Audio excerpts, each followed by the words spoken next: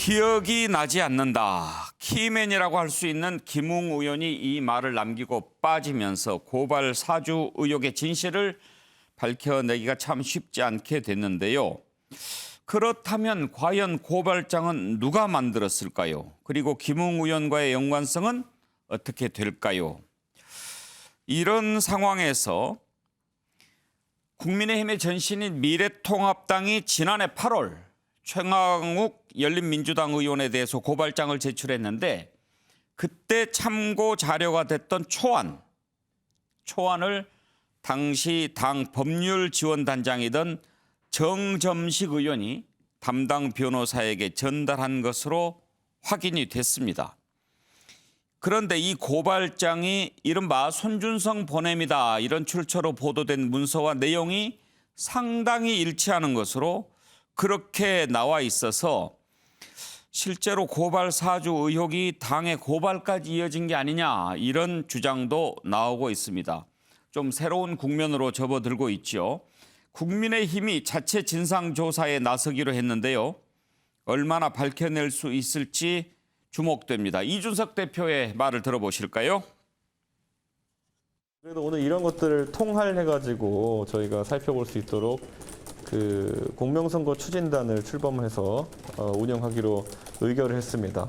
그리고 공명선거 추진단장은 김재원 최고위원님이 맡기로 하셨습니다. 고발장 3개가 다 똑같다는.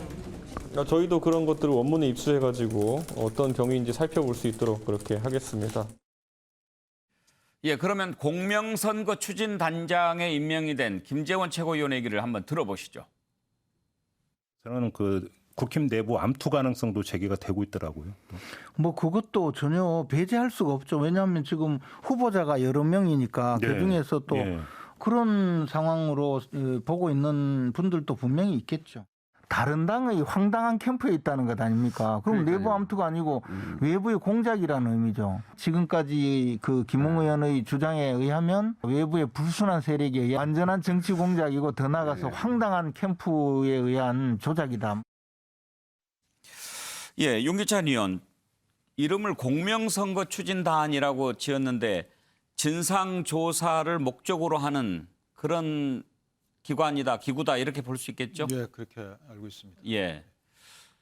김재원 최고 그 전에 했던 발언을 들어보면 맨 처음에는 내부 간의 어떤 그런 암투일 수도 있고 또 다른 쪽, 그러니까 여권의 공작일 수도 있고 이런 생각을 갖고 있는데 김재원 최고가 앞으로 만약에 들여다본다면 어떤 부분을 집중적으로 들여다볼 수 있을까요? 그러니까 우선 김재원 최고가 기존에 했던 발언들의 이제 바탕은 사실 김웅 의원이 그동안에 언론에 했던 얘기들하고 뉴스버스에서 보도했던 내용들을 토대로 해서 본인이 이제 그렇게 추단을 한 것이고요.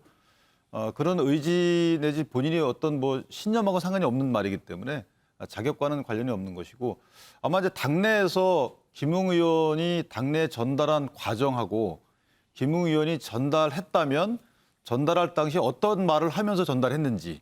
왜냐하면 기존에 지금 알려진 바에 따르면 뉴스버스에서 취재 당시에 이거를 발견한 경위가 굉장히 우연히 발견했다는 것이거든요. 그렇다면 그 해당 제보한 분도 이것이 손준성이라는 분의 정체를 몰랐고 그렇다면 대검에서 이게 나왔다고 치더라도 그런 사실관계는 전달받지 못했다는 거거든요. 당은. 그렇다면 김웅 의원이 전달할 때 과연 그런 내용들을 전달했는지 전달했다면 그다음에 역으로 예를 들어서 미래통합당이 8월 달에 제출한 고발장 내용에서 역으로 이게 조작된 것인지 예. 아니면 그러니까 4월 달 그 내용이 8월 달 작성한 변호사한테 순차적으로 흘러온 것인지 이런 어떤 조작 가능성이 있는지 여부를 살펴봐야 되는 부분이고 전달될 때 어느 정도의 의사 전달이 됐는지 이것이 왜 하는 것이고 어떻게 작성된 것인지도 전달됐는지 그 여부도 한번 살펴봐야 된다 이렇게 생각이 됩니다. 최경철 의원 보시기에 밝혀낼 수 있을 것 같습니까?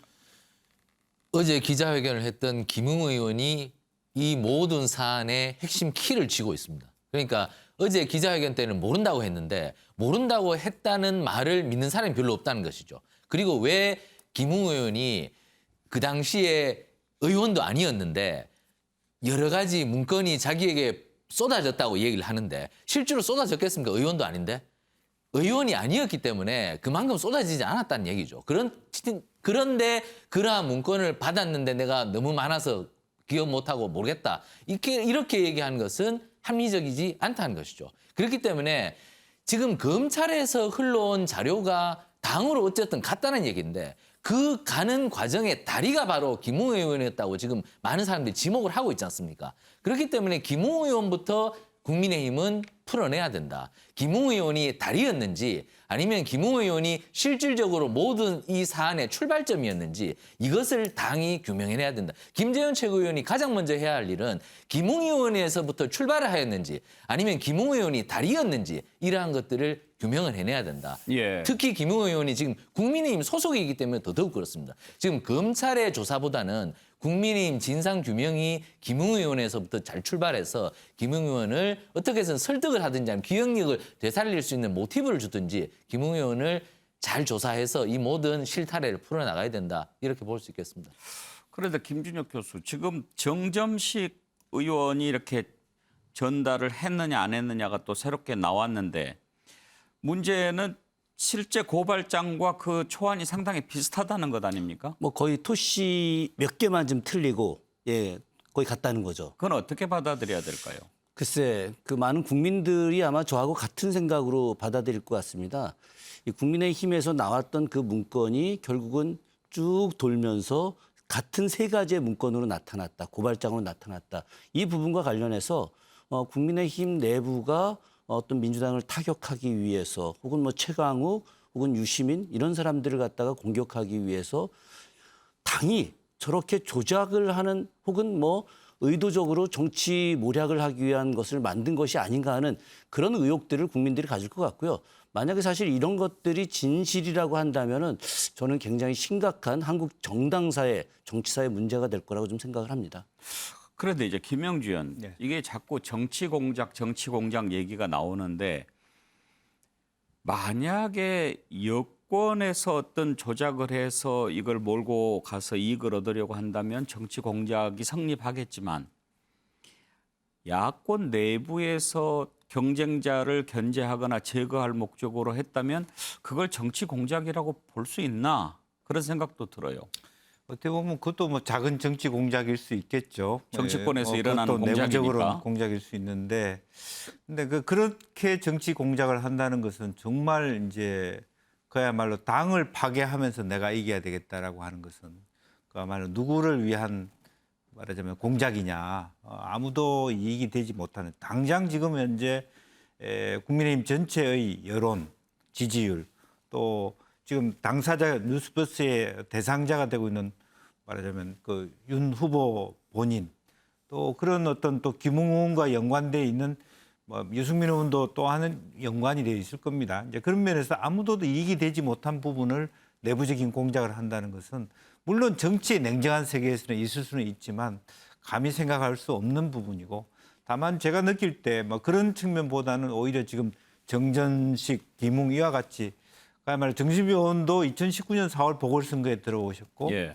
또 2020년 4월 뭐 21대 국회에 들어온 그 법률사 출신의 어떤 신인 정치인들이 자꾸 여기에 관여된다는 것이 굉장히 석연찮은 문제가 있고 이제 그런 것들이 앞으로 실체적으로 뭐 실체가 있을지 없을지 모릅니다만은 손준성 검사조차도 의심을 할 수밖에 없고 또 그 위에 배경으로도 뭐 윤석열 총장도 여권으로서는 공격을 할 수밖에 없는 그런 이 연결고리들이 있어서 뭐 그런 것들을 한번 더 파야 될 것 같고 지금 제일 문제는 김웅 의원이 당하고 있다는 것. 그래서 예. 앞뒤가 안 맞는 말을 하기 시작하고 처음에는 당황했지만 지금은 법리적으로 본인이 빠져나갈 발언만 예, 하고 있는 예. 것은 사실인 것 같습니다.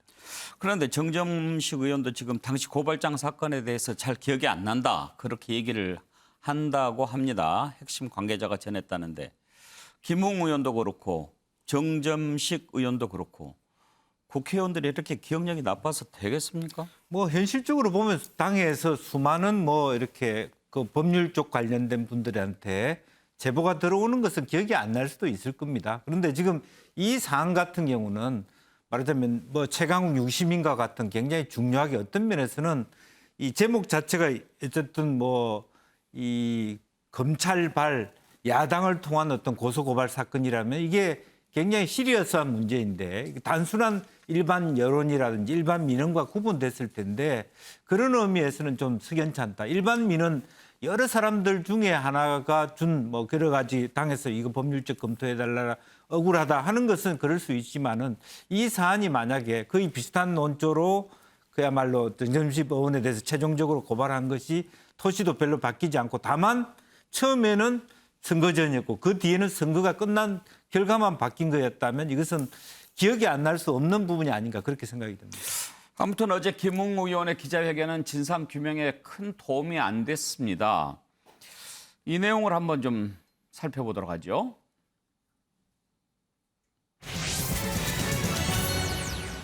김웅 의원의 어제 기자회견은 더욱이 앞뒤가 안 맞는 부분들이 많아서 진실성 문제가 제기가 되고 있습니다.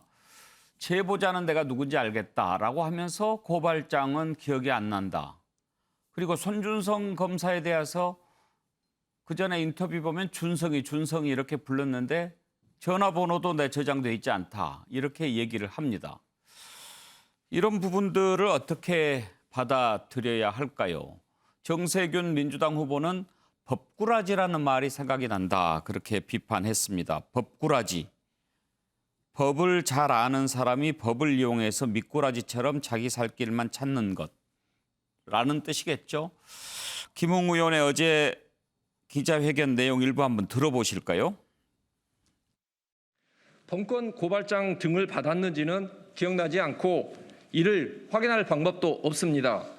하지만 모 매체의 기사에 나온 이 자료들이 사실이라면 정황상 제가 손모 씨로부터 그 자료를 받아 당에 전달한 것일 수도 있습니다. 아니 제가 지금 이거에 대해서도 지금 정확하게 기억을 못하고 있고 이런 자료를 했다는 것도 기억을 못하고 있는데 그때 당시에 통화를 해서 그 사람과 무슨 이야기를 했다 그런 것까지 제가 기억을 하고 있지는 못할 것 같습니다. 그럼 제가 기억이 안 나는데 기억난다고 거짓말을 해야 되겠습니까? 그게 1년 4개월 전이고 당시 저는 선거운동 하느라고 그 바쁜 와중이었는데 관점에 따라서 보면은 왜 기억을 못하냐라고 볼 수도 있지만은 그거를 또 기억하는 게 부자연스러울 수도 있다고 생각합니다. 자옹자박 김웅 의원이 고발장과의 전쟁, 검찰 출신 전성시대 영화를 찍었습니다. 김웅 의원은 자폭하기도 검찰에도 국민의힘에도 폭탄을 넘길 수 없는 사면 초가에 몰린 것 같습니다. 그래서 자기 말에 자기가 반박하는 일까지 생기며 자옹자박에 빠져 허우적거리는 모습이었습니다. 이번 기자회견으로 법꾸라지의 능력을 선보였지만 정치인으로서는 가히 실망스러운 수준입니다. 예, 자승자박이라는 표현을 또 김웅 의원 이름을 넣어서 자웅자박이라고 한 거겠죠. 김용주 의원, 어제 김웅 의원의 기자회견 보면서 상당히 아쉬웠던 게 가장 궁금해하는 부분이 과연 손준성 검사로부터 파일을 받은 것이 사실이냐 아니냐 하는 부분만이라도 좀 밝혔으면 좋았을 텐데 뭐 확실히 안 받았다도 아니고 기억이 안 난다. 그리고 뭐 정황상 그랬을 수도 있다. 그러나 언론은 이렇게 보도한다. 언론이 보도한다는 것을 듣고 싶은 게 아니었잖아요. 그렇습니다.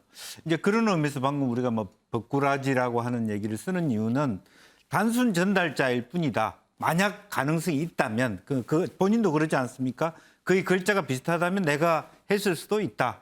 그러나 중요한 것은 신경이 쓰이는 것은 송 검사가 줬다는 부분에 대해서 굉장히 신경이 쓰이는 것 같아요. 왜냐하면 검찰 내부에서 본인을 통해서 야권에 뭔가 말하자면 대리 고발을 했다라고 하는 것이 굉장히 본인 심중에 걸리는 그런 뭐 마치 공장 냄새가 풍겨지는 그런 것 때문에 송 검사하고의 관계를 떨어뜨리고 싶고 나는 단순한 만에 하나 했다 하더라도 전달자일 뿐이고 기억이 안 난다. 그리고 기본적으로 내가 갖고 있는 자료는 다 이제 없어졌다는 거죠. 뭐 텔레그램도 다 없어지고 핸드폰도 뭐 6개월 만에 바뀌고 정확하게 실제적으로 한국의 수사기관들이 수사를 해봤자 나올 게 없다. 뭐 그런 정도로 해버렸기 때문에 해명보다는 뭐 수사할 때만 해봐라. 나는 여기 선을 지키고 싶다라는 의지밖에는 보여주지 못했다. 그렇게 봐야 될 것 같습니다. 예, 우리가 너무 단순하게 이 부분을 그리고 있는지도 모르겠습니다. 법을 전공한 법을 잘 아는 사람들이 쓰는 표현은 좀 유심히 들여다볼 필요가 있습니다. 방금 전에 나왔던 화면 다시 한번 띄워주시겠습니까? 김웅 의원의 얘기가 달라진 부분들인데요. 맨 처음에 준성이한테 한번 물어봤을 수는 있다. 그렇게 얘기를 했고 그다음에 손준성으로부터 연락이 왔고 전달한 것 같다라고 했는데 어제는 정황상 손준성으로부터 자료를 받아서 당에 줬을 수도 있다라고 했는데 자료를 받았다고 했습니다. 고발장을 받았다가 아니고. 그리고 손준성 검사는 고발장을 내가 작성하지 않았다. 이렇게 얘기를 합니다. 그렇다면 고발장을 받은 것이 아니고 자료 일부만 받았을 수도 있는 것 아닌가. 그렇게 본다면 지금 손준성 검사나 김웅 의원이 하고 있는 말이 틀린 것은 아니죠. 윤 기자님 그렇게 볼 수도 있지 않나요? 문헌상으로 보면 그렇게 해석될 여지도 있고요. 이런 시나리오도 가능합니다. 지금 김웅 의원이 단순 전달자라 그러면 만약에 그 고발 사주랑 프레임으로 보게 되면 당과 마치 손준성과의 공모 관계에서 본인은 전달만 한 것처럼 될 수 있잖아요. 예. 근데 통상 김웅 의원이 그 당시에 법률가였기 때문에 막 옷 벗고 나온 지 얼마 안 됐거든요. 그렇다면 본인한테 초안을 잡아달라거나 검토해달라거나 이런 정도의 아마 관계자들의 요구가 있을 수 있어요. 있을 수 있죠. 그렇다면 김웅 의원이 본인이 예를 들어서 저기 나온 것처럼 손준성 씨로부터 일부 판결문들을 받아서 이것을 도움 자료로 본인이 건넸을 수도 있죠. 이렇다면 건네받은 사람은 그것이 손준성 씨로부터 왔거나 검찰로부터 왔다는 걸 모를 수도 있는 겁니다. 따라서 김웅 의원이 지금 기자회견에서 너무 불분명하게 얘기한 것이 경위에 대해서는 얘기 안 해요. 그러니까 경우의 수만 얘기하고 그 경우의 수에 따른 경위는 설명 안 하거든요.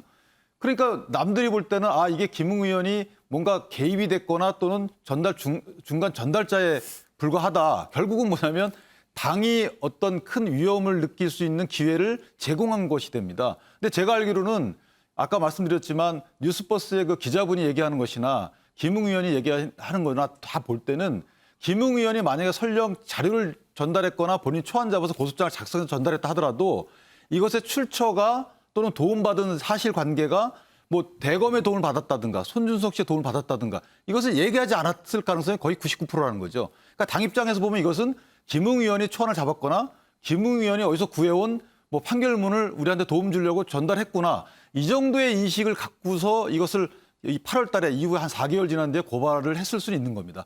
이런 다양한 경우의 수에 대해서 김웅 의원이 막아버린 꼴이 되기 때문에 많이 좀 아쉬운 대목이고요. 일부 다만 벅꾸라지라는 평가는 저는 동의하지 않는 것이 김웅 의원이 사실대로 얘기한들 김웅 의원이 책임질 법률적 위험은 크지는 않아요. 예를 들면 판결문을 받았다 하더라도 그 판결문에 개인정보가 있다면 개인정보법 위반 정도지 공무상 비밀 누설의 공범이거나 교사법이거나 방조범이 될 여지는 크지 않거든요. 그렇다면 본인의 법률적 위험이 크지 않은 상황에서 경선이 진행 중이고 대선 전국에 저렇게 불명확한 태도를 취한다는 것은 많이 아쉽죠. 그렇죠. 더군다나 최경철 의원, 준성이 이렇게 부르는 그런 친밀도 있는 표현을 쓰면서도 전화번호 저장이 돼 있지 않다 하는 부분은 참 납득하기 어렵다는 분들이 많더라고요. 어제 기자회견은 완강하게 부인하는 겁니다. 나는 모른다. 이 사안에 대해서. 사실 이 사안이 처음에 뉴스버스가 김 의원을 취재했을 때는 그거 내가 한 건데 그런 사실이 있다는 취지로 얘기를 했었죠. 그런데 지금 어제 기자회견은 그동안의 말을 완전히 뒤바뀐 것이거든요. 나는 모른다. 그런데 왜 이렇게 저는 추정하건대 김웅 의원의 태도가 바뀌었느냐. 김웅 의원이 가만히 생각해 보니까 이게 보통 범죄가 아니거든요. 사실 이게 범죄가 된다면 이게 지금 얼마 전에 아주 큰 사건이 하나 났었죠. 대법원의 선고로. 김경수 지사 왜 구속됐습니까? 드루킹과 함께. 김경수 지사가 댓글 단 게 보통 사람들이 대단한 건가 댓글 달 수도 있지. 이렇게 얘기하지만 그 댓글이 선거에 개입하는 댓글이었다는 그러지 않습니까? 그러니까 국민의 가장 중요한 권리, 대표를 뽑을 수 있는 참정권을 방해했다는 거지 않습니까? 그렇기 때문에 지금 이 뉴스버스 논란도 만약에 이게 정말로 진실로 밝혀졌을 경우에 4월 총선을 앞두고 검찰이 국민의 참정권을 방해하는 중대 사건이 되는 겁니다. 그렇기 때문에 김웅 의원이 계속 여러 가지로 따져보니까 아 이게 보통 일이 아니구나 이렇게 생각한 거죠. 그렇기 때문에 아 이것을 어떻게든 수습을 해야 하는데 나도 솔직히 뭐 기억도 가물가물하고 그러니 기억을 못하겠다고 제가 볼 때는 결론을 내린 것 같고 물론 정말 고의인지 정말로 기억이 안 나는지는 모르겠지만 그러나 이 사안이 기억 안 난다고 해서 끝날 사안이 아니고 상대 정파인 민주당에서 워낙 완강하게 비난을 한 것이고 국민들도 여기에 대해서 굉장히 그때 4월 총선에서 국민의힘 당시 미래통합당이 정말 좀 어처구니 없는 짓을 하지 않았느냐는 의구심을 계속 보내기 때문에 예. 이것이 또 연장해서 대선에도 영향을 줄 수 있기 때문에 빠른 시일 내에 규명을 해야 된다. 저는 이렇게 보고 김재원 단장이 김웅 의원을 잘 설득하고 어쨌든 해서 제대로 된 진실을 빨리 파악하고 국민들에게 알리는 것이 필요하다고 할 수 있겠습니다. 어제 김웅 의원 기자회견을 본 김준혁 교수 반응이 궁금합니다. 최근에 서울에 그 까마귀가 많이 없어졌다는 이야기가 있는데 어허. 김웅 의원이 많이 잡아먹지 않았나. 까마귀 고기를 먹으면 다 뭐 기억을 못한다는 말이 있는데요. 저는 사실 굉장히 안타까웠습니다. 김웅 의원이 그 검사내전이라고 하는 그 소설도 썼고 그 검사내전이 굉장히 드라마로 만들어져서 국민들한테 큰 인기도 얻었었거든요. 그 검사내전의 핵심 내용은 바로 성실한 검사들, 정말 정의로운 검사들, 열심히 일하는 검사들입니다. 대한민국 검사들 90% 이상이 이렇게 성실하고 열심히 일하는 검사들인데 이 검사들의 모습을 추락하게 만든 것이 어찌 보면 김웅 의원의 이번 태도가 아닌가 생각을 합니다. 정말 성실하게 일하는 모습의 김웅 의원, 이런 모습이 국민들에게 굉장히 많이 각인이 됐는데 그런데 김웅 의원이 이런 음모 조작 혹은 조금 전에 최경철 의원이 말씀하셨던 선거 개입과 관련된 그런 엄청난 사건의 주역이 돼버렸거든요. 그렇게 되면 지금까지 본인이 해왔던 그런 많은 이야기들이 실제로다가 거짓일 수 있다라고 하는 그런 인식을 주면서 아, 대한민국 정의로운 검사들 정말 없는 거 아니냐라고 하는 국민들의 생각이 이렇게 만들어질 수 있기 때문에 김웅 의원은 개인적인 것뿐만이 아니라 검찰의 명예를 훼손시킨 정말 한국 검찰사에 있어서 부끄러운 한 단면을 보여줄 수 있는 그런 인물이 될 수 있다라고 저는 생각을 했습니다. 예. 그렇게 안 봤는데 실망스럽다 이런 반응들이 꽤 많더군요. 그런데 까마귀들이 많이 없어졌대요? 최근에 못 봤습니다. 예. 원래 까마귀 별로 보기 힘들지 않나요? 겨울철에 원래 까마귀가 좀 많이 나타납니다. 까치가 많고. 예. 그래요? 네. 까마귀가 많이 줄어들었군요. 자, 윤석열 후보 반응으로 한번 가볼까요? 윤석열 후보 정면 돌파로 맞서고 있죠. 내가 그렇게 무섭냐? 국회로 불러라 얼마든지 응하겠다. 특유의 화법도 다시 등장했습니다. 들어보시죠. 신빙성 있는 근거로서 그걸 가지고 의혹도 제기하고 문제도 삼을 수 있는 것인데 그런 게 없는 문서는 소위 괴문서라고 하는 것입니다. 이런 괴문서를 가지고 국민들을 갖다 이렇게 혼동에 빠뜨리고 그리고 이런 정치 공작 제가 그렇게 무섭습니까? 저 하나 그런 공작으로 제거하면 정권 창출이 그냥 됩니까? 저를 국회로 불러주십시오. 당당하게 저도 제 입장을 얘기하겠습니다. 치사하게 숨어서 오지 말고 의혹을 제기하는 사람은 그것이 사실이 아니면 책임질 각오를 하고 그렇게 좀 해주시기를 바라겠습니다. 정책관이 검찰총장 지시 없이 움직일 수 있는지 움직일 수도 있죠.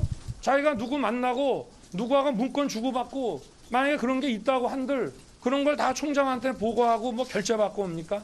더구나 한번 보십시오. 그 고발장 내용 그 언론에서 인용한 걸 보면 4월 3일 날에 일어났던 일들이 막 4월 3일자 고발장에 들어가 있더라고요. 그거는요 현실적으로 불가능한 일입니다. 김영주 의원 얘기를 먼저 들어보고 싶은데요. 사람이요. 큰 소리를 칠 때는 두 가지가 있죠. 정말 내가 자신이 있어서 큰 소리 치는 경우도 있고 분리해서 일부러 이제 허장성세 큰 소리 치는 경우도 있고 그런데 상당히 당당하고 자신 있게 얘기를 합니다. 윤석열 후보. 네. 어느 쪽인 것 같습니까? 어쨌든 두 가지의 계획이 있을 거라고 봅니다. 그러니까 이참에 그동안의 시원함, 그야말로 어떤 청문회 때 보여줬던 당당함들이 그동안의 후보로서 전혀 못 보여줬다라고 하는 것이 그런 모습들을 다시 해야만 아주 턱밑같이 쫓아오는 말하자면 홍준표 후보를 물리칠 수 있다라고 하는 그런 부분이요. 그런 것을 얘기하기에 굉장히 중요한 시점이다. 또 본인이 저렇게 태도 표명을 하지 않으면 상당히 이것 자체의 프레임에 묻혀서 그 대꾸하다가 선거 질판이다. 오히려 뭐 이리 자리도 넘겨줄 판이다. 이런 판단이 같이 있는 거 아닌가 싶고요. 본인의 뭐 지금 표명으로서는 국민들에게 자기의 당당함을 전파하고 설명하는 데는 성공하지 않나 그렇게 생각이 듭니다. 윤기찬 의원 캠프에서 말렸는데 내가 하겠다. 원고도 없이 이렇게 했다고 그러는데 어떤 좀 자신감 같은 게 있었던 것 같기도 하고요.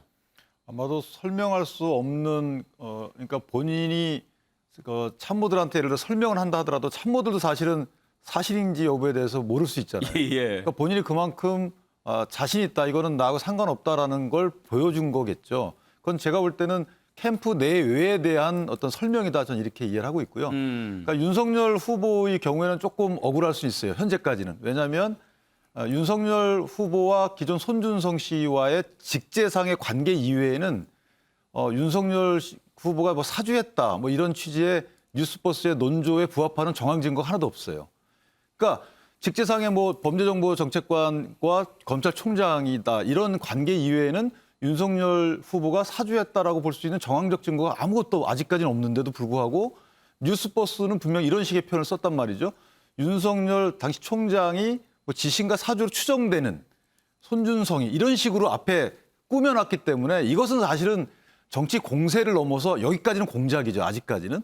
그러니까 추가로 어떤 정황이나 사실관계가 드러나지 않으면 윤석열 후보의 입장에서 굉장히 억울한 상황이죠, 아직까지는. 그래서 아마 저런 모습으로 국민께 또는 캠프 내부에게 본인의 의사를 전달한 게 아닌가라는 생각합니다. 예. 그런데 김준혁 교수, 초반에 이 문제가 이제 터졌을 때, 의혹이 제기가 됐을 때 김웅 의원이 자꾸 이렇게 오락가락하는 얘기를 하고, 네. 그리고 또 손준성 검사는 휴가 내고 며칠간 또 잠적하고 이러다 보니까 사람들이 생각하기에 뭔가 있는 거 아니야? 이렇게 좀 오히려 의혹을 좀 키운 측면이 있었어요. 저는 뭐 국민들의 의혹이 맞다고 생각을 합니다. 사실 자기들이 잘못이 전혀 없으면 바로바로 대응을 해야 되겠죠. 그런데 핸드폰 며칠 끄고 언론사 전화도 안 받고 김웅현, 손준성 검사 모두가 다 그랬거든요. 거기에 더해서 윤석열 후보 전 검찰총장이 뭐 굉장히 화를 내지 않습니까? 저는 제가 그 장면을 보면서 본인의 분노를 화풀이는 시원하게 잘했는데 과연 국민들의 의혹을 시원하게 풀 수 있었을까? 혹은 국민들의 마음을 시원하게 풀 수 있었을까? 이거는 저는 아니었다고 보고요. 질문에 답이 맞을진 잘 모르겠습니다만 의도와는 좀 다를 수 있는데 저는 윤석열 전 검찰총장의 이번 기자회견은 본인한테 상당히 마이너스가 될 것이다. 사실 우리나라 국민들은 말이죠. 국가 지도자가 위기에 처한 상황이 많이 있을 때 차분히 대응하고 그것을 갖다가 해결하는 능력을 갖고 있는 사람을 보기를 원하는데 그냥 직자적으로 저렇게 풀어대는 모습에 대해서 과연 신뢰할 수 있을까? 저는 그런 측면에서 이번에 윤석열 총장이 꼭 이번 손준성 검사 사건에 개입돼 있다 안 돼 있다 이건 확신할 수는 없지만 그러나 대응은 좀 섣불리 행동을 한 것 같다. 그런 생각을 좀 합니다. 윤석열 후보를 의심하는 쪽에서는 고발장에 적힌 내용이라든지 고발 대상이라든지 이런 것을 봤을 때 윤석열 전 총장 당시 총장을 매우 괴롭게 했던 사람들이 대상이기 때문에 윤석열 총장이 대검 수사정보정책관에게 야 이거 좀 고발장 접수하도록 해라고 시켰을 거다 이렇게 생각하지만 그리고 또 대검 수사정보정책관이라고 하는 자리가 물론 총장의 눈과 귀 역할을 하는 매우 중요한 자리이긴 하지만 그 반대쪽에서 얘기하는 사람들은 대검 수사정보정책관이 아무나 갈 수 있는 자리가 아니다. 손준성 검사가 사법연수원 성적도 매우 좋고 검찰의 미래도 상당히 전망이 좋은 그런 사람인데 그런 지시를 그냥 받아들일 수 있는 그런 사람이 아닐 거다라는 얘기가 하나 있고 또 하나 추미애 장관이 그때 와서 인사조치를 단행했을 때 그야말로 윤석열 총장의 수족이라고 할 수 있는 사람을 다 자르지 않았느냐. 그러면서 새로 꽂은 사람이 손준성 검사인데 손준성 검사가 과연 윤석열 총장의 뜻을 그렇게 잘 받들어서 하겠느냐 그런 얘기도 합니다. 손준성 총장과 관련해서 했던 어제 얘기를 한번 들어보시죠. 네. 움직일 수도 있죠. 자기가 누구 만나고 누구하고 문건 주고받고 만약에 그런 게 있다고 한들 그런 걸 다 총장한테 보고하고 뭐 결재받고 옵니까? 더구나 한번 보십시오. 그 고발장 내용 그 언론에서 인용한 걸 보면 4월 3일 날에 일어났던 일들이 막 4월 3일자 고발장에 들어가 있더라고요. 그거는요 현실적으로 불가능한 일입니다. 최경철 의원. 네. 윤석열 후보의 저런 이제 발언들 또 태도 이런 거 보면 적어도 나는 아니다라는 점을 확실히 보여주려고 하는 것 같아요. 어제 기자회견의 핵심은 사주 의혹이 아니다. 이것은 혹여나 검찰 일부 직원들이나 또는 국민의힘에서 그 고발 기획은 했을지언정 고발 사주는 절대로 없었다. 그것을 강조하는 것이 어제 핵심이었습니다. 그렇기 때문에 그 부분에 대해서 집중적으로 얘기했죠. 그 손준성 검사가 그냥 하는 것에 대해서 총장에게 보고하고 할 수도 있고 안 하고 할 수도 있지 않느냐. 그건 자기 자신이 자유다. 그렇게 얘기해서 손준성 검사와 선을 그으면서 내가 사주한 사실은 절대 없다는 것을 하나 확인해 줬고 그리고 자신이 사주를 해서 실익이 전혀 없었다는 것을 어제 굉장히 강조를 했었죠. 내가 그 조국 전 장관 수사하면서 이미 청와대에 찍히고 그리고 법무부 장관 계속 바뀌면서 나를 혼내려는 법무부 장관은 계속 왔는데 이미 내가 식물총장이 돼 있었는데 검찰에다가 고발장 100개를 넣는 100장을 넣든 1000장을 넣든 그 사건 수사하겠느냐. 사주를 아무리 해서 고발장이 들어간다 한들 나와 관련된 수사를 해주지 않는다. 그렇기 때문에 그런 실익도 없다. 실익도 없는 행위를 내가 왜 사주를 하겠느냐. 그런 식으로 강하게 얘기하면서 사주 의혹을 벗기 위해서 그 논거를 계속 설명을 했죠. 그렇기 때문에 저렇게 강하게 얘기하면서 사주 의혹에 대해서는 국민들이 어느 정도 받아들이지 않았겠나. 그리고 혹여나 검찰 일부 직원이 고발을 기획했을 가능성. 그런 것은 어제 윤 총장도 열어놨습니다. 손준성이 뭐 알아서 하는 거 그거까지 내가 숨어서 하는 거 내가 어떻게 알겠느냐. 그렇기 때문에 사주 의혹에 대해서는 한 발 물러서면서 한 발 비껴나면서 죽어도 이것은 아니다. 이것을 강조했다고 볼 수 있겠습니다. 정치 공작이다 계속 주장하고 있는데 윤석열 후보의 오늘 발언 들어보시죠. 이게 과거부터 해온 선거 때마다 등장하는 이 정치 공작하고 프로세스가 똑같습니다.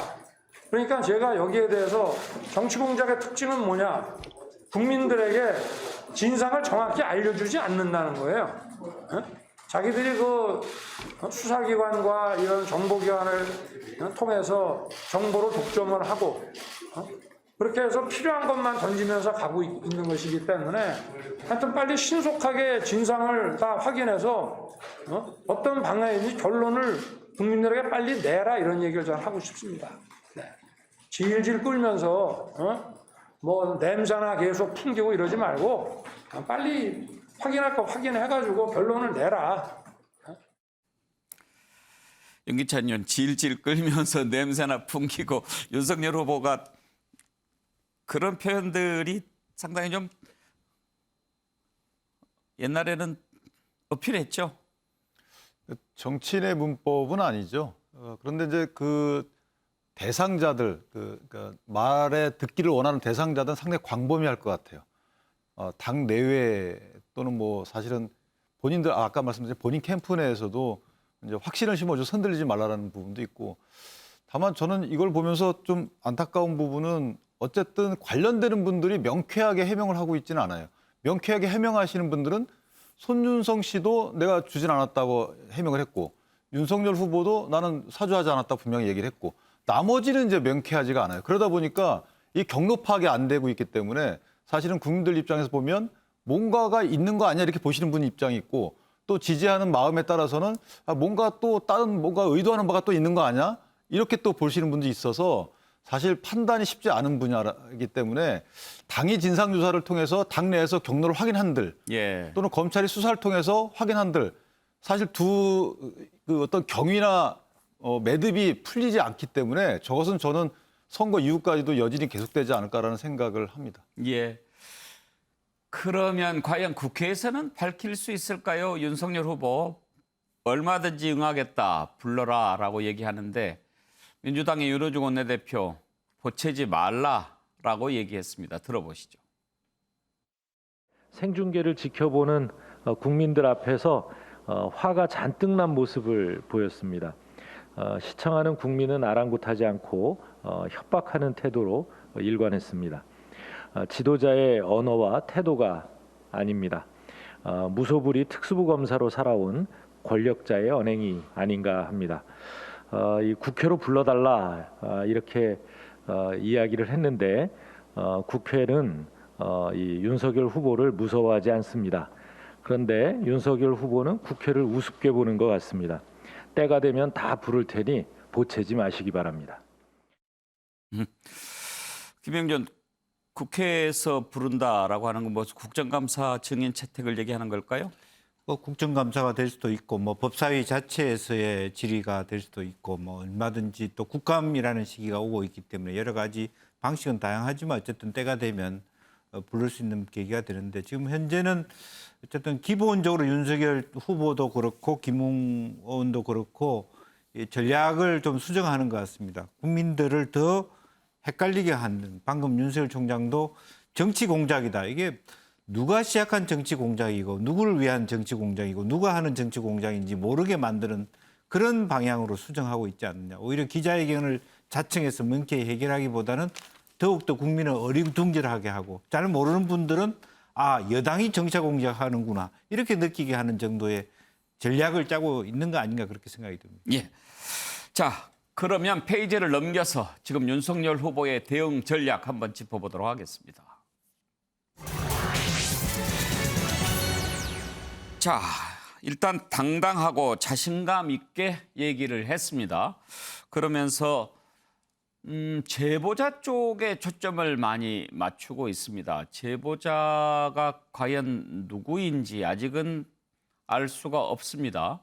제보자로 처음 지목이 됐던 사람이 오늘 입장을 내놓았는데 본인이 제보자다 아니다라는 것은 확실하게 얘기하지 않고 다만 윤석열 후보 김웅 의원에 대해서 명예훼손으로 법적 대응을 하겠다라고 했는데 이분이 제보자인지는 아직은 알 수가 없습니다. 그리고 제보를 한 사람은 현재 공익신고자 신분이기 때문에 설사 알아도 밝힐 수는 없습니다. 그런데 이 제보자를 놓고 김웅 의원은 제보자가 누구인지 밝혀지는 순간 이게 얼마나 문제가 있는 것인지 알게 될 것이다 라고 얘기를 했고 윤석열 후보는 그 제보자를 아예 이 사람 완전히 여의도판에 모르는 사람이 없다고 들었다라고 하면서 공격을 더 세게 했습니다. 한번 들어보시죠.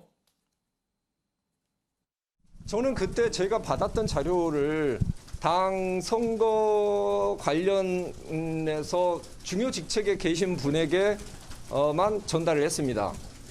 그래서 제가 그때 당시에 어떤 명함을 들고 다니고 있었는지 어떤 명함을 줬는지를 알고 있기 때문에 제보자 부분에 있었을 때는 제가 거의 좀 특정이 됩니다. 그 당시에 자료를 줄 수 있을 만한 사람이 한 두세 분밖에 없습니다. 그분들을 제가 처음 만났던 시기들이 각각 다 다르지 않겠습니까? 근데 제가 법무연수원 그 명함을 들고 다녔었을 때 만났던 분은 한 분밖에 없습니다. 공익제보자 신분이기 때문에 제가 더 이상은 말씀을 드릴 수 없지만 나중에 밝혀지면은 제 이야기의 진위도 확인이 저절로 될 거라고 알고 있습니다. 예.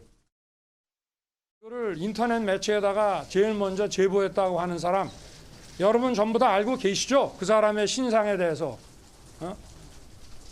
과거에 그 사람이 어떤 일을 벌였는지 여의도판에서는 모르는 사람이 없고 저도 들었습니다. 여기 계시는 분들 아마 전부 아실 거예요.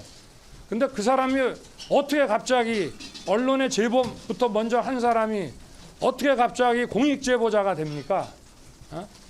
그렇게 폭탄을 던져놓고 숨지 말고 당당하게 나와서 그 디지털 문건의 출처, 작성자에 대해서 정확히 대라 이 말입니다. 예. 자, 여기 기자 한 분 계시죠? 최경철 의원. 예. 윤석열 후보가 다 아시죠? 그랬는데 최경철 의원도 알아요?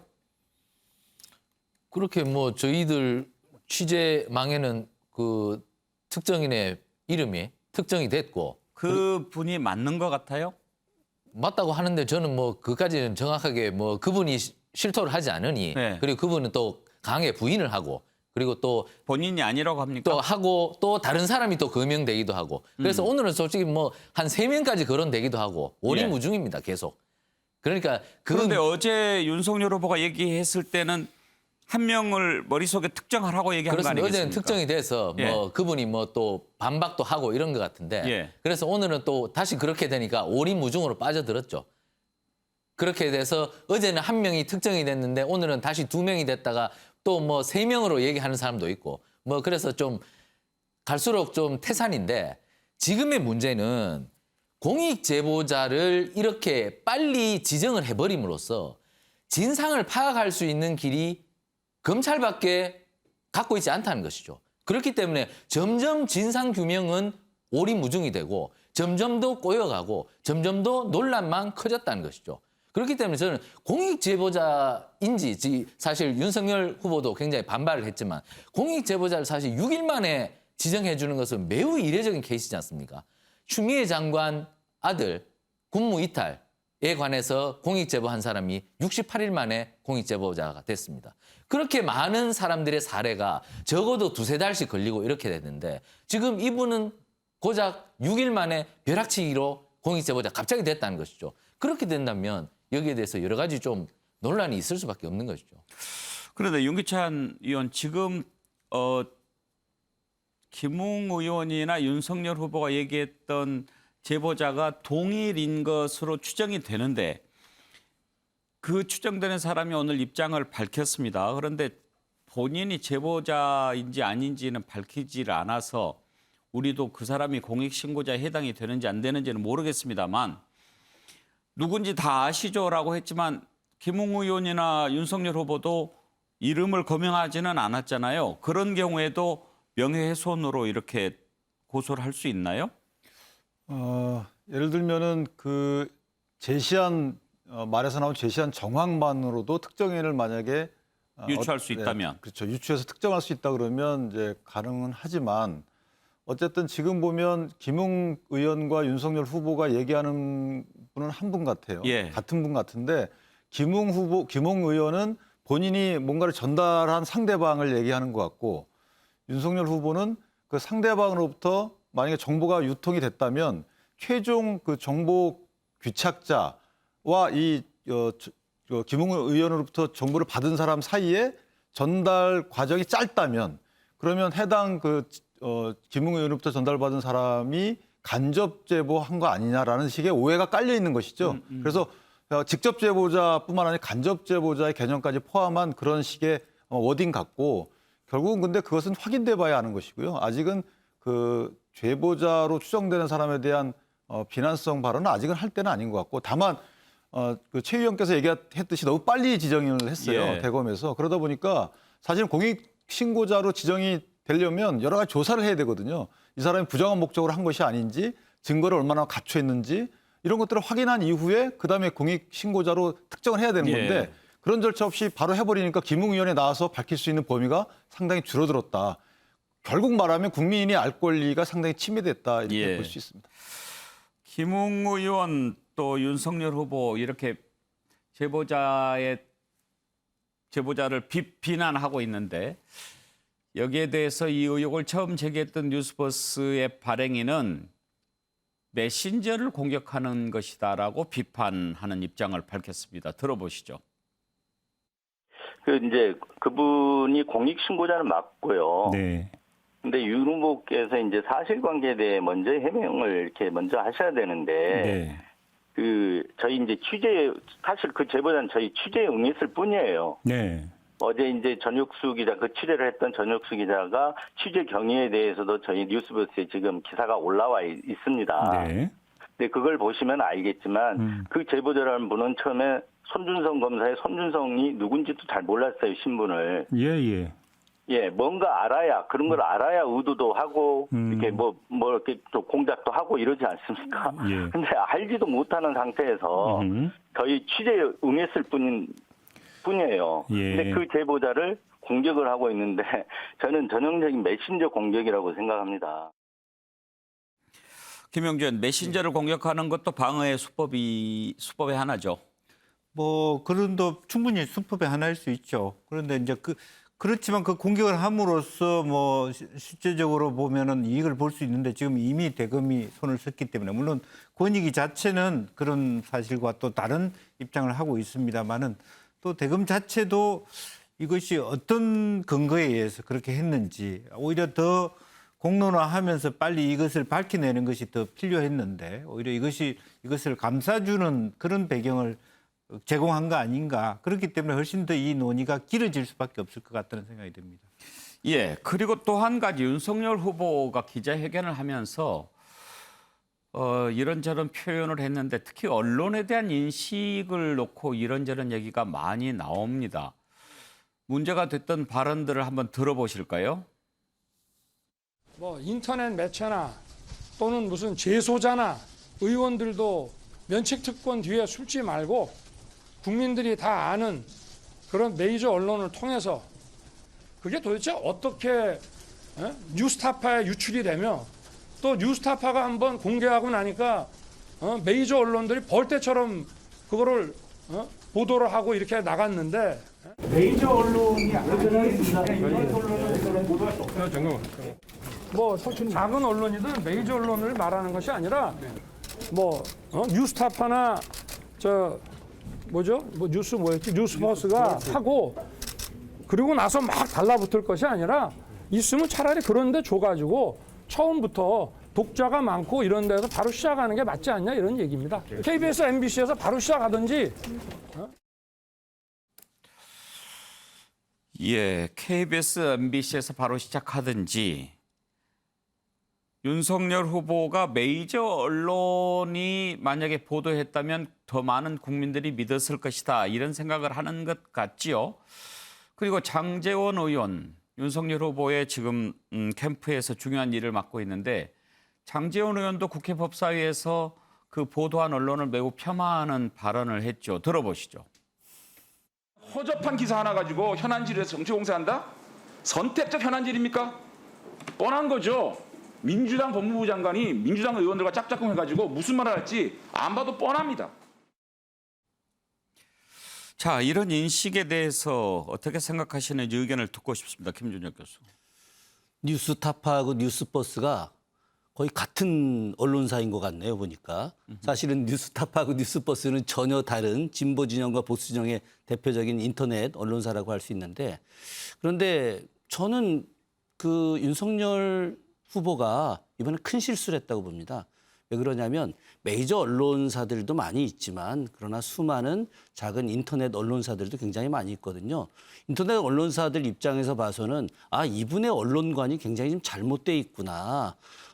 인터넷 언론사들을 제대로 취급하지 않는구나. 그렇다고 한다면 우리도 정말 한번 언론사로서 열심히 취재를 해서 윤석열 후보가 잘못된 점을 밝혀낼 수 있을 것이다. 뭐 이런 이야기를 또 할 수도 있거든요. 저는 기본적으로 이런 잘못된 언론관을 갖고 있는 윤석열 후보의 태도가 앞으로 상당히 많은 공격을 받을 것이다. 지금까지는 우호적이었던 인터넷 언론사, 보수정의 인터넷 언론사도 자존심이 굉장히 많이 상했을 거라고 생각을 합니다. 매일신문의 최경철 의원은 어떻게 생각하세요? 그러니까 어제 뭐 격앙이 되다 보니까 좀 흥분을 해서 뉴스 버스를 공격하다 보니까 뭐 그런 발언이 나오긴 나왔죠. 그러니까 뭐 윤석열 후보가 어제는 뭐 흥분한 사람의 말을 뭐 너무나 분석적이고 해석적으로 받아들이기를 뭐 합니다만은 앞으로 윤 후보가 계속 대선 주자로 뛸 것이기 때문에 민주주의가 갖고 있는 보편적인 원리, 그러니까 언론의 자유, 그리고 모든 언론은 평등하다. 그리고 모든 직업에도 귀천이 없듯이 언론에도 귀하고 천박한 언론이 있는 것이 아니다. 공정 보도만 한다면 언론을 모두 동등하게 대우하고 그리고 존중하고 신뢰를 보내야 되는 것이지 언론의 이름, 네임밸류 하나만 갖고 서열을 매기고 폄하하고 그렇게 보편적인 민주주의의 가치들을 훼손하고 거기에 대해서 얕잡아 보는 것은 좀 문제가 있다. 어제 뭐 사실 뭐 너무 그 기자들하고 쏟아진 질문 속에서 뭐 뉴스포스고 뉴스 매체고 말이야 뭐 그 한마디 더 가면 뭐 찌라시들이 말이야 이런 발언도 나올 수가 있었을 텐데 그 말씀은 안 하셨습니다만 어쨌든 앞으로 언론을 대하는 태도에 있어서 여러 가지 좀 신중하고 조심하고 그리고 언론관에 대해서 좀 더 가다듬을 필요는 있다 이렇게 볼 수 있겠습니다. 최경철 의원이 아주 마음이 넓군요. 김영주 의원. 네. 하여튼 말을 시원시원하게 하면 이렇게 듣기는 참 좋은데 시원시원하게 한 발언마다 꼭 조금씩 문제가 생겨요. 그렇습니다. 그러니까 사실은 지금 인터넷 기자협회라든지 이런 데서 가만히 있을 수 없는 얘기입니다. 실제로 보면 굉장히 큰 문제가 되는 언론관에 있어서 문제가 되는. 그러니까 뭐 저분이 만약 대통령이 되면 큰 틀에서 보면 KBS, MBC, SBS 나와놓고는 다 종편 다 폐지. 그럴 수도 있는 인터넷 신문 언론들 다 더 이상 못하게 해라. 이렇게 할 수 있는 부분도 저 머릿속에 있는 거 아닌가 저렇게 공격할 수 있는 여지들이 있는 거 아니겠습니까? 당장 지금 뭐 상대 후보가 저 발언에 대해서도 나중에 경선 과정에서 다 짚고 나올 것입니다. 기강이 됐다고는 하지만 실제적으로 저런 말씀을 하시는 것 자체가 결과적으로 앞으로 기업 정책에서도 큰 기업은 살리고 작은 기업은 죽을 것이냐. 지상파는 살리고 인터넷 신문은 죽일 것이냐. 이런 공격을 충분히 다른 경쟁 후보가 할 수 있는 거리를 제공하고 있다는 것이죠.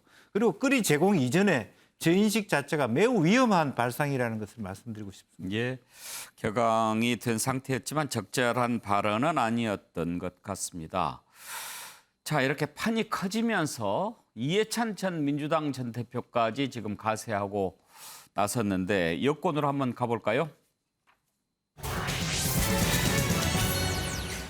이해찬 전 대표, 지난 총선 때 야당이 3가지 공작을 하고 있다 이런 제보를 받았는데 그중에 하나가 이런 것인 것 같다 이렇게 얘기를 했습니다. 이해찬 전 대표 이 시국에 왜 가세했을까 하는 것도 궁금한데요. 이해찬 전 대표 발언을 들어보실까요? 그 당시에 제가 당대표를 하고 있을 때 3가지 정도의 공작을 하고 있다라고는 제보를 받았었어요. 감사원 쪽에서도 뭐 하나를 준비하고 있는 것 같고, 감사원, 검찰에서도 2개를 준비하고 있는 것 같다 했는데, 검찰 2개. 이번에 보니까 그 2개가 하나는 이거였고 하나는 유시민 건이고 그랬던 것 같아요. 이건 선거 개입 정도가 아니고 우리나라 그 민주주의 체제를 마저 교란시키는 아주 국기문란 행위라고 봐야죠. 총선 전에 3가지 정도 공작이 있을 거다 이런 제보를 받았다. 지난 4월 총선 8일 전에 이해찬 당시 대표가 했던 얘기 다시 들어보시죠. 저도 이제 그걸 보고서 이게 정치 공작이 이제 본격화됐구나 하는 생각이 들었고 2개 내지 3개를 준비한 것 같아요. 제가 이제 하나 파악하는 거는 이번 주말께 터뜨리려고 하는 것 같아요. 대응할 시간 안 주고 바로 그냥 선거까지 그냥 몰고 가려고. 우리가 이제 특별대책팀을 만들어서 이제 대응을 할 건데 발표 나기 전에 우리 손대면 그게 오히려 더 긁어부스럼이 되기 때문에 이제 바로 공개를 하면은 우리가 바로 대응할 수 있는 준비를 하고 있고요.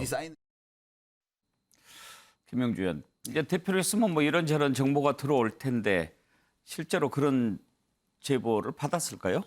만약 저 말씀이 사실이라면 실제로 그런 준비를 하고 있다가 말하자면 이해찬 대표의 저 말 때문에 슬그머니 그때 손을 뺐을 수도 있다. 이런 어떤 가상의 시나리오도 있고 그 뒤에 그래서 8월 달에 하지 않았느냐. 이제 그런 얘기를 할 수도 있는 거고 결과적으로 지금 문제는 어쨌든 검찰 내부의 이야기들이 이쪽 저쪽으로 다 흘러나가고 있다. 그런 측면에서 책임 있는 자리에 계시는 분이 저렇게 공공연하게 언론에 나와서 저런 어떤 이야기들을 한다는 것은 어느 정도의 약간의 어떤 그런 이야기들이 나왔기 때문에 완전히 근거 없이 저런 말씀을 하시기는 쉽지 않을 것이다. 그렇게 생각이 듭니다. 예, 윤기찬 의원, 지금 아주 민감한 시기 아닙니까? 그리고 경선이 이렇게 진행되고 있는 시기고 이해찬 전 대표가 이 판에 이렇게 뛰어들어서 저런 발언을 한 의도도 궁금한데요. 어떻게 보세요? 저는 아마 윤석열 후보에 대한 견제보다는 좀 당에 대한 견제 같아요. 그러니까 국민의힘 당에 대한 견제로 보이고 당 전체에 대해서. 근데 이해찬 대표의 저런 말씀은 공감하기 어려운 것이 일단 그 4월 3일자 고발장에 대해서는 고발이 이루어지지도 않았고 그 고발 내용을 보더라도 당에서 일단 개인의 명예훼손 이런 사익에 대한 것은 고발하지 않습니다. 그러니까 그것은 마치 사주받아서 고발한 아주 이례적인 것이기 때문에 그건 신빙성이 없는 부분이고, 또한 뭐 보도 신문이나 방송을 부정 이용한 그 부분도 굉장히 성립하기 어렵기 때문에 그 부분은 지금 아예 언급이 안 되고 있잖아요.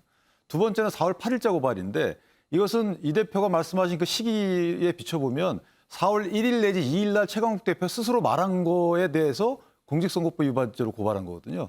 그러니까 저거를 갖다가 공작이다라고 얘기하는 것은 정말 안 맞고, 예를 들면 공직선거법 위반에 대해서 정당이나 누가 고발하는 것이 왜 공작입니까? 저 말씀은 뭐였냐면 그 당시에는 수사기관 내지 감사원이 수사감사 이런 기획설이었거든요. 그런데 여당 인사에 대한 수사 및 감사가 이게 과연 공작이냐. 이건 국권력이 어떤 그 정의를 위해서 여러 가지 수사 감사 기능을 하는 것이 과연 공작이냐 시기별로. 저는 저런 시각 자체가 국가기관의 어떤 직업공무원 제도를 형이화시키는 발언이시다. 저는 개인적으로 좀 납득하기 어렵습니다. 김준혁 교수 의견은 어떻습니까? 저는 그 이해찬 대표가 이번 그 대선에서 깊숙이 개입하려고 하는 의도는 분명히 갖고 있다. 뭐 세간에 그렇게 많이 이야기하지 않습니까? 이해찬 대 김종인의 대결이 이번 대선에서 결정날 거다. 두 사람이 누가 더 정확하게 이야기하느냐. 근데 제가 지금 이제 그 질문을 듣기 전에 잠깐 옛날 생각 좀 한번 해봤습니다. 제가 이해찬 대표를 처음 만나본 것이 2010년이었는데요. 그때 이제 지방선거 전이었었습니다. 근데 이분이 국무총리 그만두고 야인 시절에 전국을 뭐 여행을 하고 다녔는데 수원에 왔을 때 저보고 이제 화성답사 안내를 좀 해달라고 해서 제가 이렇게 돌다가 막걸리를 같이 먹을 일이 있었어요. 그 뒤에 이제 제가 여러 번 이제 답사 안내를 좀 해드렸었는데, 그때 이제 제가 뭐 이런저런 얘기를 물어봤는데, 뭐 이런 나름의 어떤 생각을 가지고 이번 지방선거는 몇 대 몇으로 이기게 되고 뭐 이런 건 이렇게 될 거야 얘기해서, 아니 어떻게 그렇게 정확히 하십니까? 그랬더니 딱 한마디 하더라고요. 제 직업이 정치인입니다.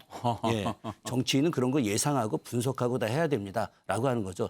직업이 정치인인 이해찬 대표가 이번 대선에서 승리할 수 있는 여러 가지 생각을 한 것이고, 그런 과정에서 저는 최근에 발언들이 나오지 않았나 생각을 합니다. 네. 자신감의 표현일 수도 있습니다. 예. 알겠습니다.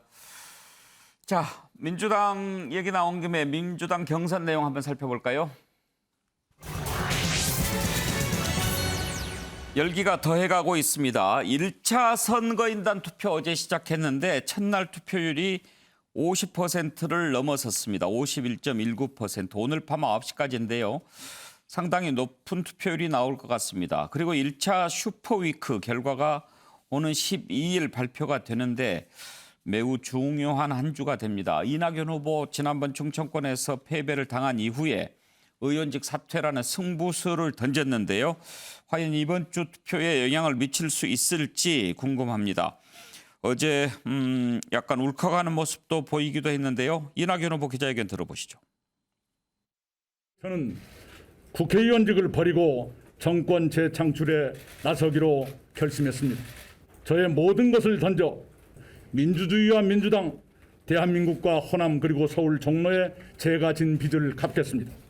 저를 먹여주신 광주 양동의 하숙집 할머니, 저를 자식처럼 돌보아주신 선생님들, 저와 함께 자라고 저를 지금도 도와주는 친구들 모두 고맙습니다. 대학 재학 중에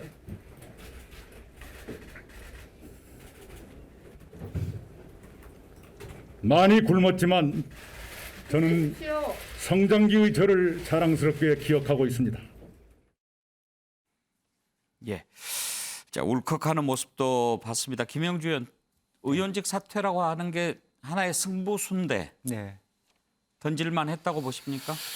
저는 이제 뭐 여러 가지 뭐든 해야 된다는 절박한 마음을 표현했다. 또 저것이 종로구 국회의원으로서 종로에서 하지 않고 광주에서 했다라고 하는 것이 한편으로는 비판적으로 보일 수도 있습니다. 자기 지역 국민에 대한 최소한의 예의도 지키지 않고 다른 지역에서 가면. 다만 저것은 왜 광주냐라고 하는 것은 결과적으로는 마지막에 어떤 그 자기의 그 현재의 형세를 바꿀 수 있는 게 뭐 광주, 뭐 호남 경선일 수밖에 없다 이렇게 생각해서 배수진을 치는 모습이다라고 보여지는데 지금 당에서는 지금 이제 뭐 사퇴를 만류하는 입장이고 그래서 그런 형태 본인은 끝까지 뭐 사퇴의 의결을 하겠습니다만 의원실도 정리하고 하겠습니다만은 실제로 그것 자체가 선거에서 굉장히 큰 임팩트를 주기는 쉽지 않아 보인다는 생각이 듭니다.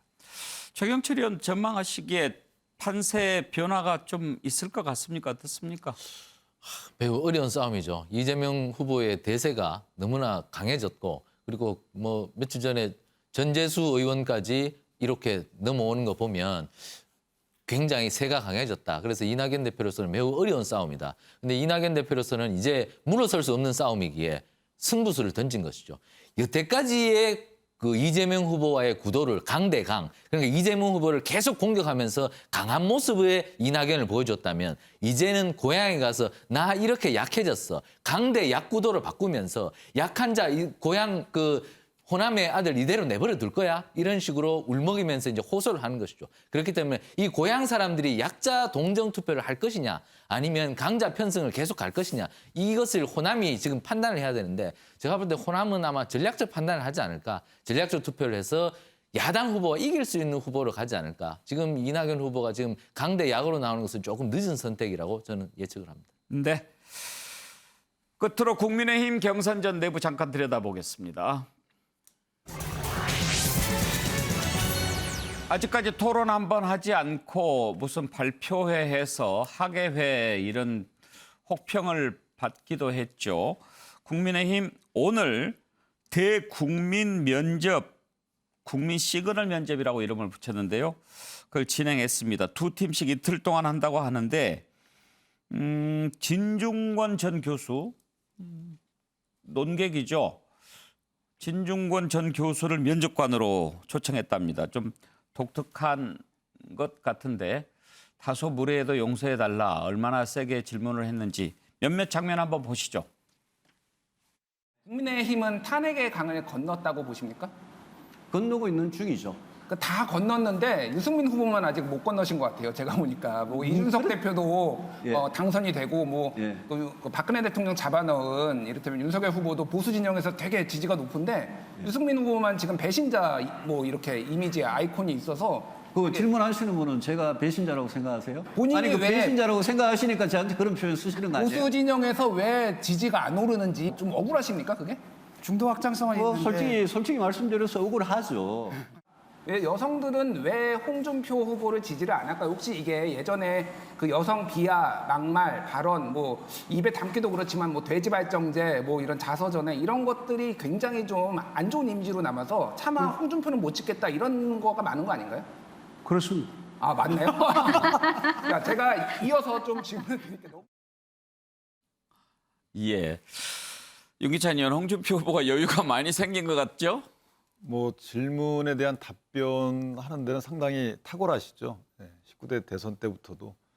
근데 저 토론회가 왜 없냐 이런 부분은 사실은 12명 후보로 토론하기는 거의 불가능합니다. 예. 그래서 국민면접관 상대로 한 저 면접을 보시면 인정사정 없습니다. 오히려 후보들끼리 토론하고 질문하고 답을 하게 되면 본인한테 또 질문이 돌아오기 때문에 어느 정도 전략적인 질문을 하게 되는데 지금 진중권 교수 등 저런 면접관들의 질문은 사실은 국민적 시각에서 걷어서 한 겁니다. 국민으로부터 받아서 대신 질문한 거기 때문에 사실은 오히려 더 토론보다는 훨씬 더 가혹할 수 있다라는 것이라서 토론이 없다는 부분에 대한 비판을 저렇게 해소할 수 있지 않을까라는 생각을 합니다. 저거는 어디에서 이렇게 볼 수 있는 거예요? 옳은 소리라고 국민의힘 저기로 저희 방송입니다. 인터넷 방송. 인터넷 방송. 네. 내일까지 이어집니다. 인터넷 방송, 그러니까 메이저 언론은 아니고. 그렇죠. 그게 아마 그 8분으로 추려진 다음에 토론 절차가 시작되는 것으로 알고 있습니다. 예.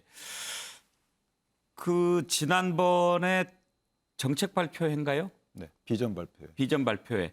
그것과는 이제 방식이 다른데 혹시 반응이 좀 달라진 걸 느낄 수 있습니까? 아직 제가 오늘 시청을 못했어요, 사실은. 그래서 어느 정도의 시청하시는 분들이 어느 정도인지는 아직 확인을 못했지만 분명한 것은 이제 패널들의 면면을 보면 국내심 입장에서 굉장히 두려운 분들을 모셨기 때문에 아마 국민들 많은 분들이 관심을 갖지 않았을까라는 생각을 합니다. 몇몇 장면 보면 상당히 재미있을 것 같기도 합니다. 내일 이제 좀 더 재미있는 게 들어오면 한번 좀 봐보도록 할 텐데 너무 이렇게 세게 압박하면은 나 안 해 하고 나가는 후보도 있을지 모르겠어요. 근데 그런 거에 대한 답변 태도가 사실 홍준표 후보의 경우는 굉장히 여유 있게 답변을 하잖아요. 오히려 질문자를 당황시키는 답변을 나오는데 그런 것들은 사실 본인의 역량이고 어떻게 보면 그동안의 고민이 묻어나오는 부분이라서 저는 상당히 좋은 취지였다. 저것이 아마 경선준비위원회에서 마련한 것을 선관위에서 수용한 것이거든요. 그래서 저 부분은 제가 볼 때는 상당히 호평을 받지 않을까라는 생각을 하고 후보를 검증하는 큰 기회가 되지 않을까라는 생각을 합니다. 예. 그렇지만 김준혁 교수 여전히 유승민 후보라든지 원희룡 후보라든지 이런 후보들은 토론 한 번 안 한다는 것을 상당히 아쉬워하고 비판을 많이 하더군요. 당연히 그러겠죠. 그런데 제가 지금 보니까 토론이 제대로 될까 싶습니다. 이번에 국민의힘에서 진보가 묻고 보수가 답하다 이런 주제로 지금 잡고 있거든요. 네. 이게 뭐 진중권 그 전 동양대 교수를 갖다 어떤 진보의 대명사인 것처럼 해서 진보가 딱 물을 때 보수가 답하는 뭐 이런 분위기를 연출하려고 하는데 대다수의 진보는 진중권 교수를 진보로 이제 인정하지 않기 때문에 그거는 좀 잘못된 것 같기도 하고요. 근데 이 질문이라는 게 좀 품격도 있어야 되는데 조금 아까 뉴스톱 대표가 이렇게 질문하는 것이 좀 거친 표현으로 하자면은 약간 좀 그 깐죽대는 듯한 그런 좀 질문일 수도 있기 때문에 그런 질문들을 국민들이 받아들일 때 참 뭐 좋은 의도로 방송은 할 수 있는데 야 이거 국민의힘 수준이 이런 정도인가 좀 더 품격 있는 질문과 대답을 원하는데 이렇게 되면 이거 좀 문제가 아닌가 이런 생각을 국민들이 가질 수도 있다 그런 생각을 잠시 해봤습니다. 제가 하나 보태면 아까 말씀드린 대로 저 질문은 국민의힘이 마련한 질문이 아니고 국민들의 원하는 질문을 저희가 취합해서 그걸 패널들한테 전달하되 그 질문자 패널 분들이 수정이 가능할 수 있도록 돼 있거든요. 그렇기 때문에 저것의 수준을 논한다는 건 조금 아니 근데 제 않나요? 이야기는 그 질문은 충분히 그럴 수 있는데 질문하는 방식과 태도 그런 부분들이 좀 더 정중하고 예의 있게 하는 것들이 좀 어땠을까 하는 그런 아쉬움 같은 게 있다는 거죠. 지금 선관위가 저런 행사를 다 주관하고 있죠? 네, 그렇습니다. 예. 지금 뭐 김준혁 교수 지적하신 것도 선관위에서 참고하시면 좋겠는데요? 충분히 참고를 하겠습니다만은 패널들의 질문 태도를 저희가 지적하기는 어려웠습니다. 예. 언제까지 합니까? 내일까지 이제 반반 나눠서 내일까지 진행을 하고요. 그 다음에는 15일자로 1차 컷오프 이후에는 본격적인 토론이 시작이 됩니다. 면접 평가도 합니까? 평가하지 않습니다. 평가하지 않고. 국민이 평가하는 것이죠. 그걸 많이 봐야 할 텐데. 그렇습니다. 알겠습니다. 자, 오늘 뉴스와이드 여기까지 하겠습니다.